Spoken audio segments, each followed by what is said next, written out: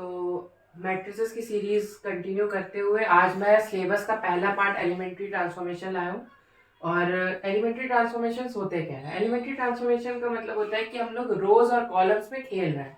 मतलब खेलने का मतलब कि कभी उसको प्लस कर रहे हैं किसी दूसरी रो के साथ, माइनस कर रहे हैं, किसी कांस्टेंट से मल्टीप्लाई कर रहे हैं, या रोज और कॉलम को इंटरचेंज कर रहे हैं।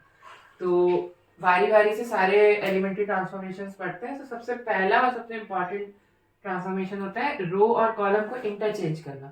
हाँ, एक और चीज, कभी भी एलिमेंट्री ट्रांसफॉर्मेशन किसी रो और कॉलम के साथ आपस में नहीं होते। मतलब अगर रो में कर रहे हैं तो हमेशा रो में ही किया जाएगा, कॉलम में कर रहे हैं तो हमेशा कॉलम में ही किया जाएगा। तो सबसे पहला ट्रांसफॉर्मेशन होता है इंटरचेंज।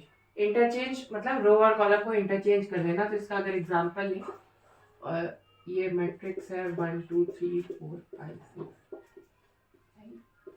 और इसमें मैंने ट्रांसफॉर्मेशन अप्लाई किया है R1 is interchange bye R2। मतलब ये R1 रो है, ये R2 रो है, और ये इंटरचेंज हो जाएंगी। तो मतलब इसका ट्रांसफॉर्मेशन के बाद 4 5 6 ऊपर आ गया, 1 2 3 नीचे आ गया, और 7 9 8। तो ये एलिमेंट्री ट्रांसफॉर्मेशन हो गया इंटरचेंज का। अगर यही हम लोग कॉलम में करते हैं, और यहाँ पे अब हम लोग कॉलम ट्रांसफॉर्मेशन अप्लाई करते हैं, C1 इंटरचेंज बाय C2। तो कॉलम 1 क्या है, कॉलम 1 ये है, कॉलम 2 क्या है, कॉलम 2 ये है, और अब इसको इंटरचेंज कर दें। इंटरचेंज मतलब 5 2 8 4 1 7 6 3 9। ये इंटरचेंज ऑपरेशन हो गया। दूसरा ऑपरेशन होता है किसी कांस्टेंट से मल्टीप्लाई करना। तो कांस्टेंट से मल्टीप्लाई करने के लिए हम लोग मल्टीप्लाई कर देते हैं। मतलब डायरेक्ट अगर इसी मैट्रिक्स में हम लोग ट्राई करें सेकेंड ऑपरेशन को यूज करना, तो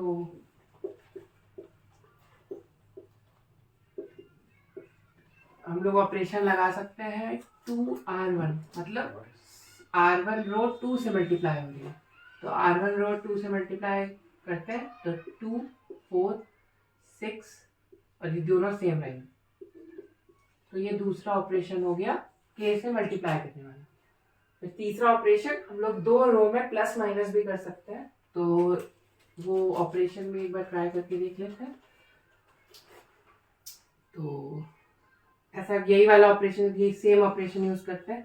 इसका मतलब हम लोग समझते हैं, इसको मतलब होता है कि R1 रो का जो नया, मतलब R1 रो जो चेंज होके होगी वो ये एक्सप्रेशन बताता है। मतलब R1 रो अब चेंज होके क्या बनेगी वो ये एक्सप्रेशन बताता है। और मतलब यहाँ पे जैसे लिखा हुआ कि R1 में प्लस कर दो KR2। तो R1 में हम लोग KR2 प्लस करते हैं, तो R1 प्लस 2R2। तो ये ऑपरेशन यूज करते हैं।